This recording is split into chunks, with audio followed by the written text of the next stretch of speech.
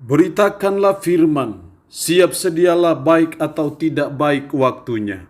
Shalom, puji Tuhan, berkat kemurahan Tuhan boleh menghantar kita lagi ada dalam renungan harian di hari ini. Nats firman Allah yang akan kita renungkan bersama di hari ini saya ambil dari Yesaya pasal 40 ayat 27 sampai dengan ayatnya yang ke-31. Secara khusus saya akan baca ayat 30 dan 31, demikian firman-Nya. Orang-orang muda menjadi letih dan lesu dan teruna-teruna jatuh tersandung. Tetapi orang-orang yang menanti-nantikan Tuhan mendapat kekuatan baru. Mereka seumpama Raja Wali yang naik terbang dengan kekuatan sayapnya. Mereka berlari dan tidak menjadi lesu. Mereka berjalan dan tidak menjadi lelah. Demikian sabda firman-Nya di hari ini, yang intinya mengajar dan menasihati kita menanti-nantikan Tuhan. Sebagai umat, sebagai orang percaya, kita diajar oleh firman Allah hari ini. Mari kita belajar menanti-nantikan Tuhan. Menanti-nantikan Tuhan sama dengan berharap sepenuhnya kepada Tuhan. Menanti-nantikan Tuhan sama dengan kita mempasrahkan hidup kita sepenuhnya kepada Tuhan. Kita hanya mengandalkan Tuhan saja dan tidak ada yang lain. Itu yang dikatakan dalam Yesaya pasal 40 ayat 31 saat tadi. Tetapi orang-orang yang menanti-nantikan Tuhan mendapat kekuatan baru. Jadi kita diajar oleh kebenaran firman Allah hari ini untuk kita hanya menanti-nantikan Tuhan. Kita berharap untuk hanya berharap sepenuhnya kepada Tuhan.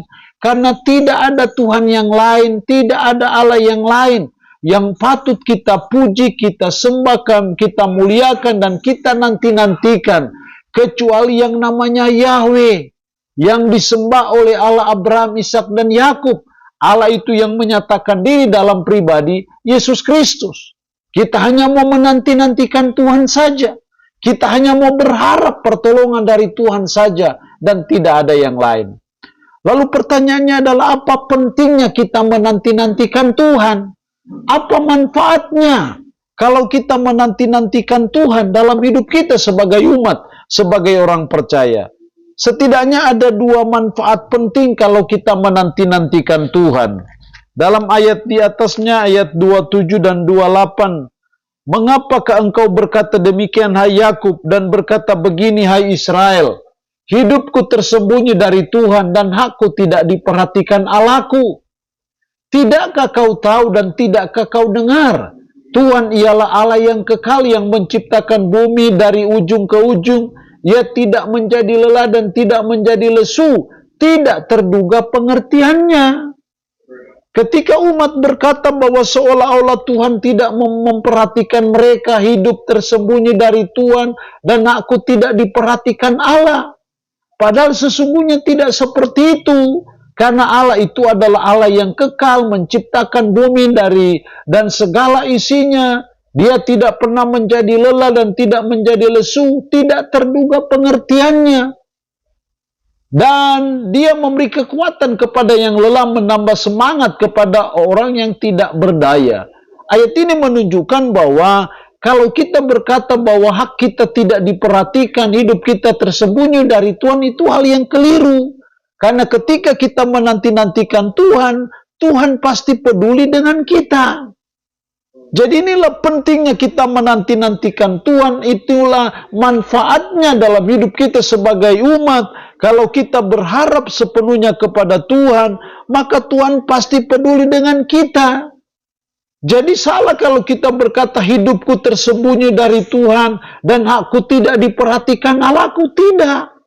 Karena Allah itu kekal, ciptakan bumi, laut, segala isinya. Dia yang mengatur dan mengontrol segala hal, apalagi dengan hidup kita. Dunia ini saja yang dia atur, dia kontrol dari sekian berapa miliar umat manusia, dia saja yang atur, yang kontrol, apalagi diri kita person per person. Tidak mungkin dia tidak memperhatikan hak kita, tidak mungkin dia tidak peduli dengan pergumulan kita, persoalan dan kesulitan kita. Ia tidak menjadi lelah, tidak menjadi lesu, tidak terduga pengertiannya. Jadi hal yang pertama ketika kita menanti-nantikan Tuhan, maka Tuhan pasti peduli dengan kita, dengan segala pergumulan. Kalau dia peduli, pasti dia akan menolong kita, memberi jalan keluar bagi setiap pergumulan dan persoalan hidup yang kita alami. Yang kedua, pentingnya menanti-nantikan Tuhan, ayat 30 dan 31. Orang-orang muda menjadi lelah dan lesu, dan teruna-teruna jatuh tersandung. Tapi orang-orang yang menanti-nantikan Tuhan mendapat kekuatan baru. Orang yang menanti-nantikan Tuhan mendapat kekuatan baru. Tapi yang tidak menanti-nantikan Tuhan, mereka lelah dan lesu, teruna-teruna jatuh tersandung. Tapi kalau kita menanti-nantikan Tuhan, kita mendapat kekuatan baru. Mereka seumpama Raja Wali yang naik terbang dengan kekuatan sayapnya. Mereka berlari dan tidak menjadi lesu. Mereka berjalan dan tidak menjadi lelah. Itulah akibat orang menanti-nantikan Tuhan. Diberi kekuatan baru. Sehingga seumpama Raja Wali yang naik terbang dengan kekuatan sayapnya. Mereka berlari dan tidak menjadi lesu. Mereka berjalan dan tidak menjadi lelah. Kenapa? Karena menanti-nantikan Tuhan. Jadi dari sini kita melihat pentingnya, manfaatnya menanti-nantikan Tuhan. Kita memperoleh kekuatan dari Tuhan. Sehingga ketika ada badai, ada kesulitan, kita diberi Tuhan kekuatan. Ketika kita ada dalam pergumulan, ada dalam persoalan hidup yang sulit, yang sukar, Tuhan beri kita kekuatan yang baru. Tuhan beri kita kemampuan. Sehingga kita seperti Raja Wali yang naik terbang, melintasi berbagai badai, persoalan dan kesulitan apapun. Itulah pentingnya, itulah gunanya dan manfaatnya kalau kita menanti-nantikan Tuhan. Jadi sebagai umat kita belajar, mari kita menanti-nantikan Tuhan. Mari kita berharap sepenuhnya kepada Tuhan, maka Tuhan pasti peduli dengan kita, maka Tuhan memberi kita kekuatan menghadapi pergumulan apapun juga. Allah yang punya firman ini memberkati kita dengan firman-Nya di hari ini. Amin. Mari kita berdoa. Puji syukur untuk kebenaran firman-Mu hari ini, yang mengajar dan menasihati kami menanti-nantikan Tuhan.